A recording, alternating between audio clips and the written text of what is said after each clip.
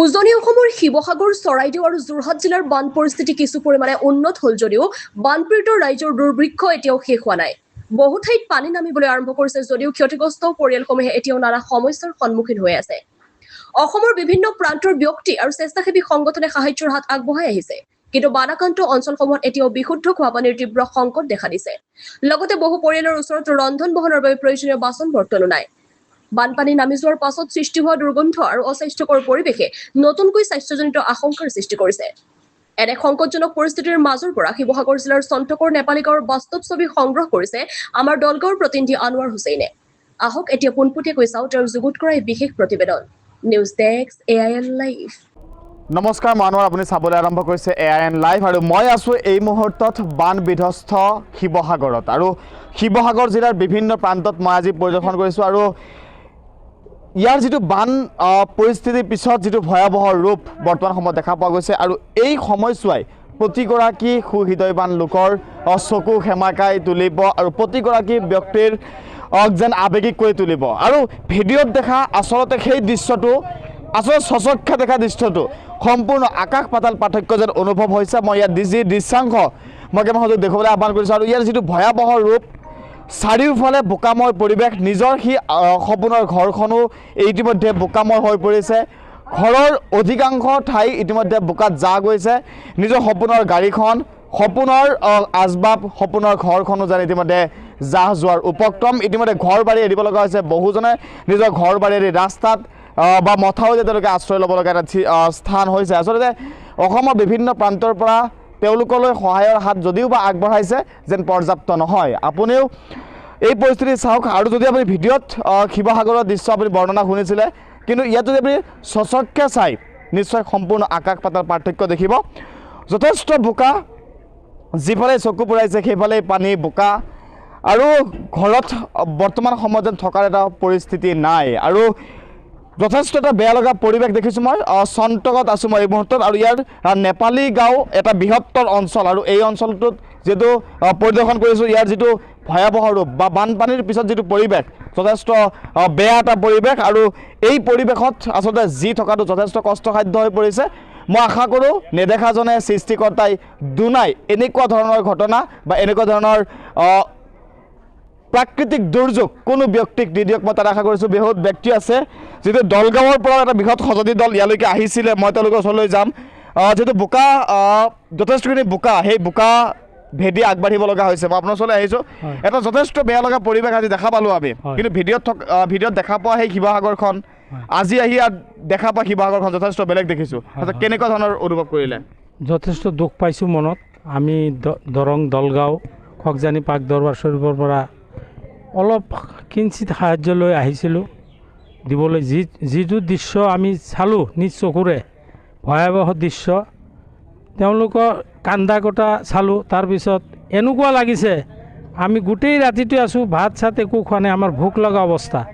ভোক লাগিছে ইতিমধ্যে, কিন্তু আমি তাত যোৱাৰ পিছত যেতিয়া ৰিলিফখিনি বিতৰণ কৰি আছোঁ, ভোক লগাটো আমাৰ অনুভৱ নাইকিয়া হৈ গ'ল। এনেকুৱা দৃশ্য চাই দুখ দেখিছোঁ আমি। আচলতে আমি কিন্তু সমভাগী হৈছে অলপ সময়ৰ কাৰণে হ'লেও। আচলতে দুনাই এনেকুৱা দৃশ্য পৃথিৱীত ক'তো নহওক তাৰে আশা আছে, কিন্তু তথাপিও কি ক'ব বাৰু ৰাইজক কম মানে এতিয়া ধৰক ভগৱানে বা আল্লাই এনেকুৱা দুৰ্যোগ যাতে ৰাইজক নিদিয়ে তাৰ বাবে সকলোৱে আল্লাহ বা ভগৱানৰ ওচৰত দোৱা প্ৰাৰ্থনা কৰিব লাগে। মই আপোনাৰ ওচৰলৈ আহিছোঁ যিহেতু আপুনি শিৱসাগৰৰ বাসিন্দা। এই অঞ্চলটোত যিহেতু বান যি ভয়াৱহ পৰিস্থিতি, আপুনি যিহেতু নিজে সাক্ষী, যিহেতু আপোনাৰ ঘৰখনতো পানী উঠিছিলে বা যিটো এই ভয়াৱহ পৰিস্থিতিটো আচলতে কেনেকুৱা আছিলে বাৰু? আপোনালোকে কেনেকৈ হঠাৎ গম পাইছিলে বা কেনেকুৱা এটা পৰিস্থিতি হৈছিলে বাৰু? মানুহে কোনো সুযোগ পোৱা নাছিলে। খুব কম সময়ৰ ভিতৰত, আধা ঘণ্টা সময়ৰ ভিতৰত গোটেইখন পানী 10 ফুটলৈকে পানী উঠিছে। বহুত মানুহ মৰিছে আৰু কম বেছি 2000ৰ ওপৰত গৰু ছাগলী ইয়াত মৰি গৈছে।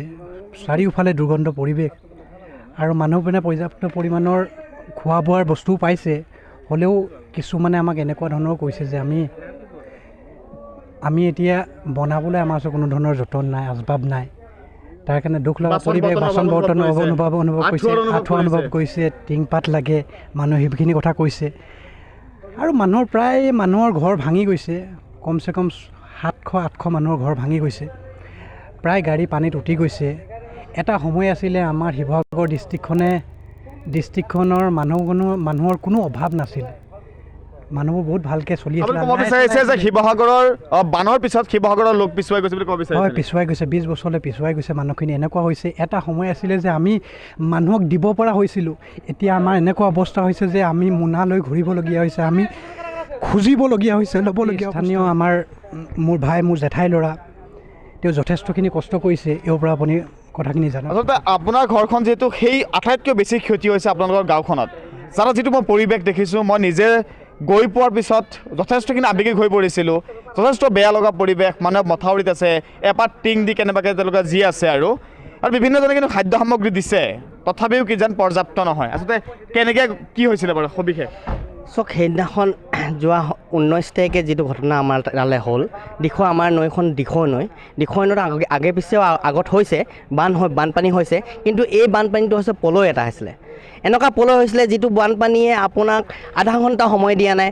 আমাৰ যিটো ৰাস্তা যিটো আছে মেইন ৰোড, অসম আৰু নাগালেণ্ডৰ সীমাবদ্ধ যিটো ৰাস্তা আছে, ৰাস্তাৰ ওপৰেদি 10 ফুট ওপৰেদি ৰাস্তা পানী বাগৰি গৈছিলে।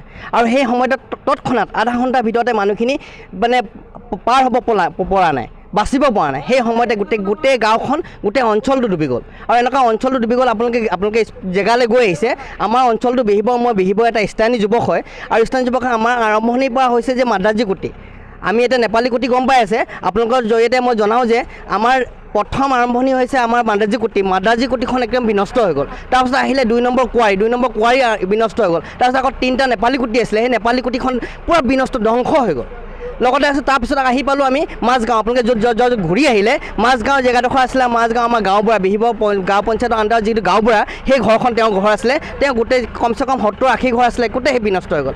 দেখিছোঁ মই যিসমূহ নিজৰ বাহন, নিজৰ সপোনৰ ঘৰখন যথেষ্ট ক্ষতি হৈছে, গাড়ীৰ আধালৈকে বোকা হৈ পৰিছে, চকা যেন দেখা নোযোৱা এটা পৰিৱেশ হৈ গৈছে। আচলতে সেই বানে বাৰু কিমান সময়, দীঘলীয়া সময় বাৰু ইয়াত আবদ্ধ হৈ আছিলে?